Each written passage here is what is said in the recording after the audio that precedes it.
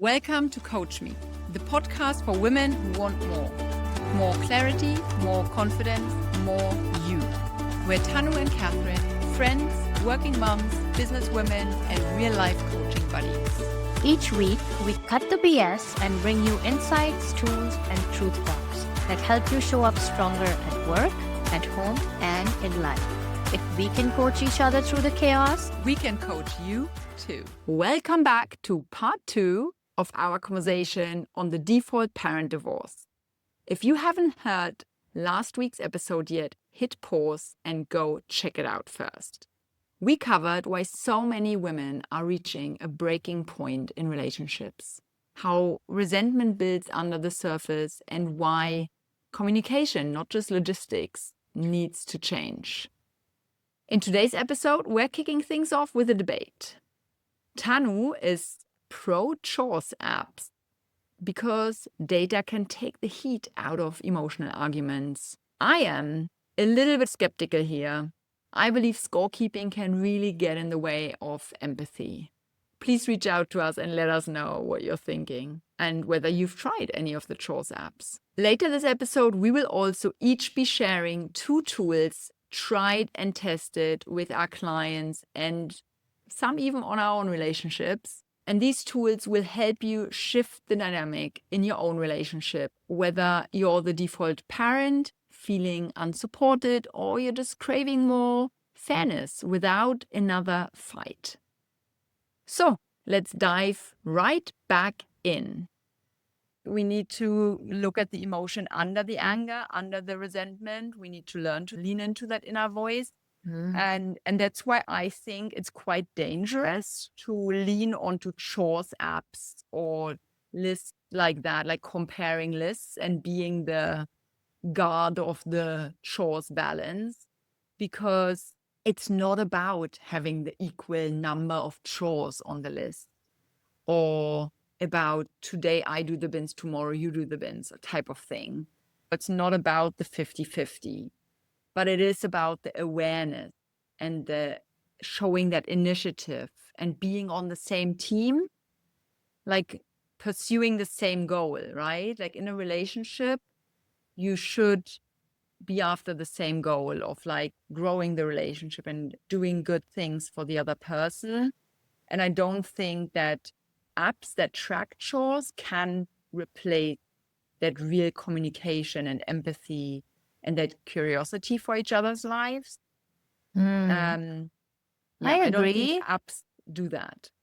Yeah, I agree with the core concept that you're getting at there about having the right kind of approach to togetherness and what each of you contribute. But me being so data oriented and loving my numbers, I am a true believer of having some data in front of you as well, especially if the couple's left brain. That worked really well for me after I had my daughter and our parents had left and there was so much going on and I ended up being the default and doing a lot. And I caught myself getting into that resentment mode and told my husband, I'm like, can we write down what you do and what I do?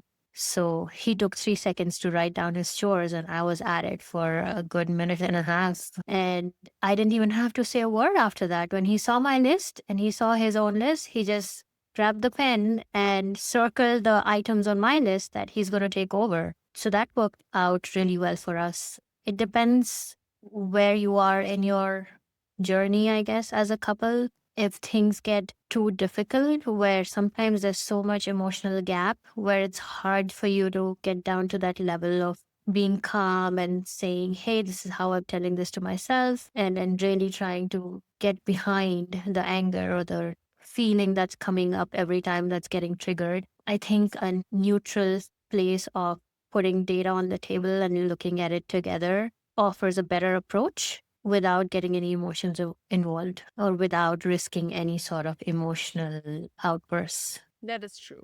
Data is a good point to start, but it's not the only thing to look at, right? Like we can't just say, well, in the chores app, I don't know, I'm in the green, you're on the red, or like, I don't know how they show up. And then good luck, do better next week or something like that. But it has to be a basis for conversation and shared kind of like empathy, right? And I think that brings us nicely into some tools we want to leave our dear listeners with, some tried and tested approaches that we suggest you try before defaulting to divorce. If you feel like there is still hope, here are some tools we think you can really get behind and just try them out, give them a chance. So the first tool that I brought is something that I actually really like. My mentor and coach, Brandon Burchard, has taught me this. I did his high performance coaching a few years ago. And apparently he does it with his wife. A lot of the power couple do it apparently in the celebrity world. I wouldn't know. But why shouldn't we try it? So the Sunday sit down works like this. You set up a weekly 30-minute or so sit down on a Sunday to plan the week ahead together with your partner. You share your stress points, you divide your load consciously, you go through all the extracurricular activities of kids, of doctor's appointments, or things that are happening. And this alone, having a conversation about all the things that are on, can help shift dynamics really fast already.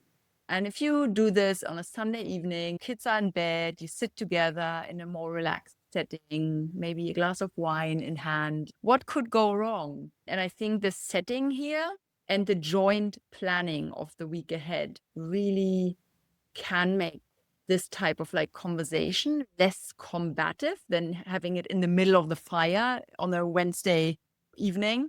So a Sunday relaxed setting can make it less combative and foster that connection more. Nice one. I like that. So, being on the data and numbers track, what I would recommend as the next tool is grading your mood or your energy levels every day. When you walk into your home after a full day of work, you're obviously not at your 100%. There are days that you're at your 80%. There are days that you're at your 20%. So coming up with that number and sharing it with your partner, telling them as soon as you walk in, no need for a trigger. Say, hi, babe, I'm at 20% today. So can you please cook dinner?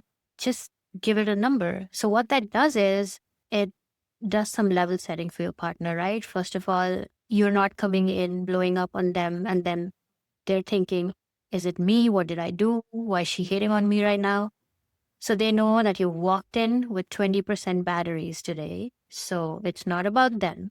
And then it also gives them a chance to ask you, right? It opens up that door for a conversation. They're like, oh, 20%, what happened? Is everything okay? So that makes you feel like they care and they want to talk about whatever is going on in your life. And sometimes you don't want to ask for help. Sometimes you don't want to express it. But if someone asks, that's when you get the trigger or the chance to really open up.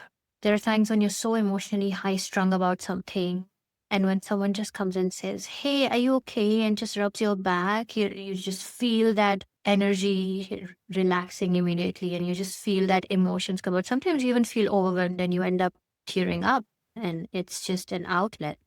So it gives your partner that chance to ask you what's going on. It gives you the reassurance that they're there for you. It's not about them. And you're not taking out whatever stress you have from one place to another. You're not taking out stress that you have from work, at home, on your partner, or on your kid. And you've come in declaring, I'm at 20% battery level today. And you can even ask your partner to shield you from any kid-related tantrums in that at that point. If your partner knows that you're at 20% and they see a kid is coming and nagging you about something, your partner can shield you from that and be like, hey, mom's not feeling very okay. Let me take care of that. So you can partner together. So I would highly suggest you start grading your energy mood levels and coming in and announcing it to each other and encourage your partner to do the same. So you're also not on the receiving end of that. And when both of you are on 20%, then you have some takeaway. Nobody needs to cook. So I think, but that's really beautiful to just open with that. I'm at 20% too. Let's order pizza. I think sometimes there have to be those days as well. It has to be allowed to be super low energy. I love that. Really lovely. I have another tool, and that is the vent and solve. I used to think that venting to friends just really prolonged the issue. But then I found out that science now discovered that venting to your girlfriends actually lowers your cortisol level. So venting is now considered a form of stress relief. Who would have known? I always thought it's like a pity party and you vent, but it's so not solutions orientated. You just vent and bash and get out all your anger, and you have this whole, oh yeah, my husband is the same, or like, oh yeah, does your husband do that as well? Or like a very negative spiral. But if it lowers your cortisol levels, great. But I would also take it a step further. Use those girlfriend conversations to share solutions to. Swap the hacks. Talk about what kind of support is everyone else getting. Swap numbers of cleaners. Swap ideas for grocery bulk orders or whatever it is. Get creative together. Because I'm sure all of us women, we are very smart. We know our way around things and we know all the sorts of hacks. Why not share them with each other? So don't stop with the venting. Do the venting, get it out of your system, lower your cortisol by all means. But then move on to solutions mode and go like, so what do you do? How do you get your partner to work? How do you reduce arguments at home? How do you do this and that faster? Which days are you ordering in food? Which days are you feeling at your lowest? And then hack the system together. I think that is the missing key in those pity parties, to turn them into solution parties. Doesn't And what sound do you very do? sexy. And what do you do if you have girlfriends that are telling me, oh my God, he's such an asshole, just get rid of him, divorce him? So you have to be careful what kind of friends you're going out and venting to as well. Yeah. You need to audit your circle, like we talked about in one of our It previous has to be episodes. joint venting levels. Exactly. Similar husbands. Yeah, but you made an interesting point. You know what that reminds me of? There is this theory about, well, our origin theory about how humans evolved. So back in the caveman times, men would go out hunting and women stayed back and they were bonding and cooperating, and that's how they were surviving. And like you said, exchange hacks and solutions, right? So the theory says that that's why men evolved to not share things with each other, and women evolved to share anything and everything, right from their sex life to deep down emotions with each other. And men find it so hard to share that kind of stuff because they had to be in the jungle hunting and be quiet. So, yeah, it reminds me of that theory. Well, so let's not invite men to that venting party then, because they have nothing to share. Is that the lesson? And Yes. Well, do you we have have another evolved. tool for us, Tanu? Mhm. So another tool that we want to leave you with is the load inventory. So together, what you can do is list everything that needs to happen in a week. So all your high level tasks that need to happen in your household. And then ask, what am I doing by default? What am I holding that could be shared? And then also ask what outside help we could bring in. So it doesn't have to be either you or your partner. There's something that you can even delegate to someone else. For example, simple things like getting groceries. If your partner or you are the one constantly running out to buy groceries, think about it. Could it be something that you could order online? One person creates the list and the other person orders, and no one has to run out constantly to buy things that you're running out of. So, what's important to remember is that there's always a way to optimize your day and your task list. All you have to do is put it in front of you on the table, create that transparency that you do at work, right? Like if something like this were to happen at work, how would you deal with it with your team? You would all get in a room, talk about things, talk about the workload, and then see who's doing more, who's doing less, and decide the swim lanes and create a racy, right? So take the same approach. You're high achieving individuals. You're doing this at work every day. Create that racy at home. Create those swim lanes for each of you and make sure it's fair and both of you agree on them. And here's one more thing. Don't just watch your partner, watch yourself. Are you making the space for yourself during the week? Are you clear on what you need? You can't outsource your self-worth, And no, any partner, not even the greatest one, can fix what you don't need. So first, do that inner work. Find out what you need, what you've been deprioritizing because of everything that's on your plate, and then speak to your partner about it. All right, you guys. This was a heavy topic, but I think also heavy with insight, not just heavy on the soul, hopefully. We want to wrap up this episode with a couple of final thoughts.